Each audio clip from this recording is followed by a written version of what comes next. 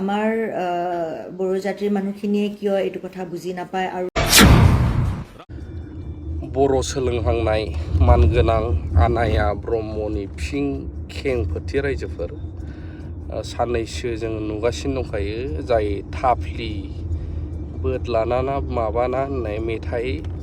बावलायलांबाय आं बेनि सायावहाय जे रिउमार्स दावराव जाबाय थानाय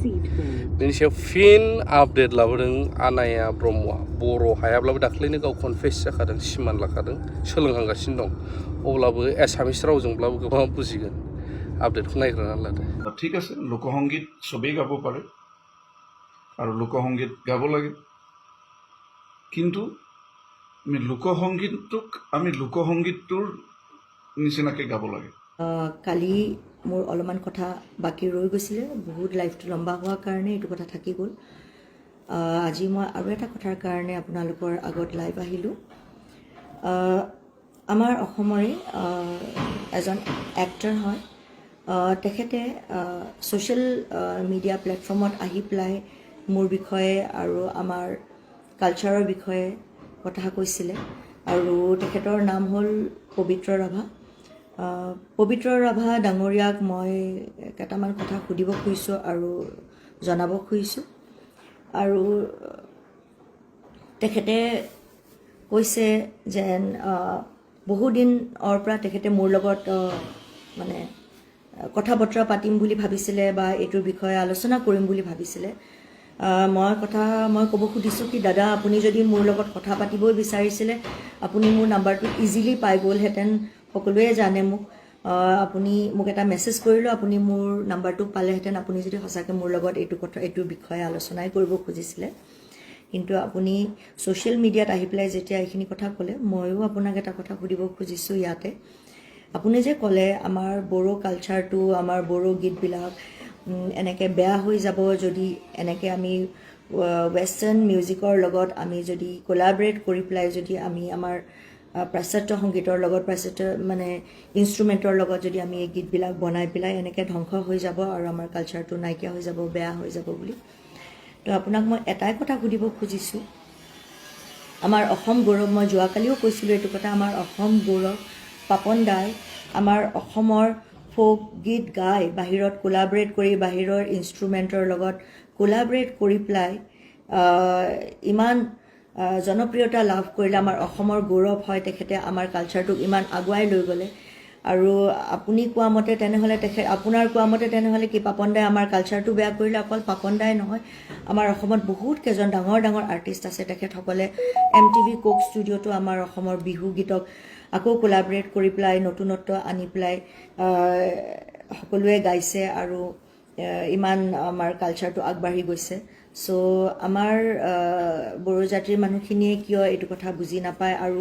মানুহখিনিয়েতো বুজি নাপায় আমাৰ যোনখিনি ডাঙৰ মানুহ আছে যেনেকৈ এখেতে ক'লে ডাঙৰীয়াই তেখেতেতো এক্টৰ হয় তেখেতেতো বুজিব লাগিছিল এইটো কথা তেখেতে এইটো কথা ক'লে যেতিয়া নৰ্মেল মানুহখিনিয়ে এইটো কথা কেনেকৈ বুজি পাব তেখেতে ক'লে মই সস্তীয়া অলপমান জনপ্ৰিয়তা লাভ কৰিবৰ কাৰণে বা পপুলাৰিটি লাভ কৰিবৰ কাৰণে মই এই কামটো কৰিব নালাগে বুলি মই সস্তীয়া জনপ্ৰিয়তা লাভ কৰিবৰ কাৰণে ইমান কষ্ট কৰি আমাৰ গীতবিলাক বনাই আছোঁ নে তেখেতে সস্তীয়া জনপ্ৰিয়তা লাভ কৰিবৰ কাৰণে মোৰ লগত কথা নাপাতি পেলাই তেখেতে ছ'চিয়েল মিডিয়া প্লেটফৰ্মত আহি পেলাই এইখিনি কথা ক'লে মোৰ যোনটো গীতৰ কথা কৈছিলে সেইটো 10 বছৰ আগত বনোৱা গীত এটা এতিয়া ৰিচেণ্টলি যোনটো গীতৰ কাৰণে বিতৰ্ক হৈছিলে থাফলি বনা জৌ লংনা সেইটো গীতত অঞ্জন মেধি তেখেতে চিফুং বজাইছে ৰাজা বৰুৱা দাদা সকলোৱে জানে আমাৰ অসমৰ জুবিনদাৰ লগত বজায় তেখেতে খাম বজাইছে আপোনালোকে ভালকৈ শুনিব গীতটো চ' তেখেতে কৈছে মই ৱেষ্টাৰ্ণ মিউজিক দি পাপন দাই দেখোন লালৈ গাই ৱেষ্টাৰ্ণ মিউজিকত ড্ৰাম বজায় গীটাৰ বজায় চব দেখোন আৰ্টিষ্ট পপুলাৰ হৈছে বা নাম কঢ়িয়াই আনিছে আমাৰ অসমৰ কাৰণে ইমান গৌৰৱ হয় পাপন দা ডাঙৰ আৰ্টিষ্ট আপুনি যদি আমাৰ ইমান কালচাৰটোৰ বিষয়ে জানে বা কালচাৰটোৰ বিষয়ে আপুনি ক'ব খুজিছে আপুনি ডাঙৰ ডাঙৰ আৰ্টিষ্টখিনিৰ যেতিয়া গাইছিলে তেতিয়া আপোনাৰ মুখখন কিয় বন্ধ হৈ আছিলে এতিয়া মই অলপমান ষ্ট্ৰাগলিং আৰ্টিষ্ট কাৰণে আপুনি মোৰ ওপৰত আঙুলি টুৱাই পেলাই কথা ক'লে আপুনি ক'ব পাৰিব পাপন দাক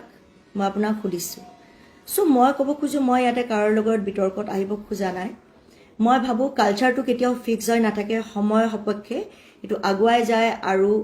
এডাপ্ট কৰিব লাগে আমি নতুনত্বটো it grows and adapt other times আৰু হিষ্ট্ৰীও সেইটোৱে কয় হিষ্ট্ৰী অফ শ্ব'ন আমাৰ কালচাৰটো সদায় ইভলভ হয় আৰু আৰ্ট আমাৰ যোনটো সংগীত হয় এইটো বহুত ডাঙৰ ৰোল প্লে কৰে ইটছ আ মিডিয়াম